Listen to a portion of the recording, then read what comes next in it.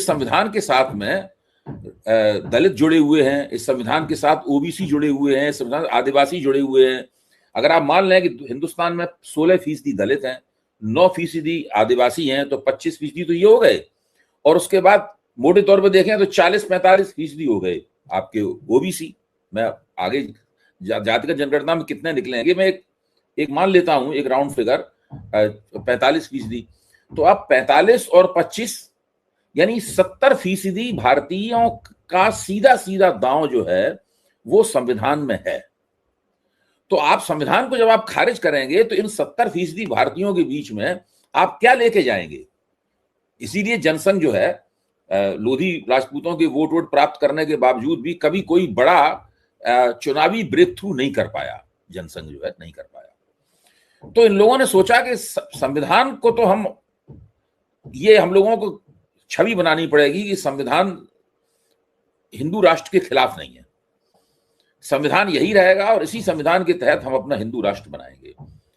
तो इन्होंने अटल बिहारी वाजपेयी की सरकार जब तक थी तब तक इस निर्णय पर नहीं पहुंचे थे। इसीलिए अटल बिहारी वाजपेयी ने एक आयोग बनाया था। उस आयोग ने संविधान की समीक्षा करनी शुरू कर दी थी, उसकी एक रिपोर्ट भी आ गई थी। अटल बिहारी वाजपेयी अगर 2004 में एक इसको शॉक डिफीट कहते हैं, उस तरह की पराजय उनकी नहीं होती तो वो आगे आयोग काम करता रहता और संविधान में वो बड़े बड़े परिवर्तनों का सुझाव देता, वो एक पूरी आधार भूमि बनाते। लेकिन जब अटल बिहारी हार गए चुनाव और 10 वर्ष तक कांग्रेस की सरकार बनी रही, इस बीच में इन लोगों ने इस मसले पर पुनर्चिंतन किया और इन्होंने तब इस निर्णय पहुंचे कि हम संविधान के साथ, हम संविधान विरोधी के तौर पे अपनी छवि को बदलेंगे। उसके बाद उन्होंने कहना शुरू कर दिया कि हमारी एकमात्र धर्म ग्रंथ वगैरह वगैरह, ये सब पूरी नाटकबाजी इनकी होने लगी। लेकिन संविधान बदलने की इच्छा इनकी समाप्त नहीं हुई, वो कार्यक्रम इनका समाप्त नहीं हुआ। इसलिए नहीं समाप्त हुआ कि ये संविधान को बदले बिना ये परमानेंट मेजॉरिटी नहीं हासिल कर सकते।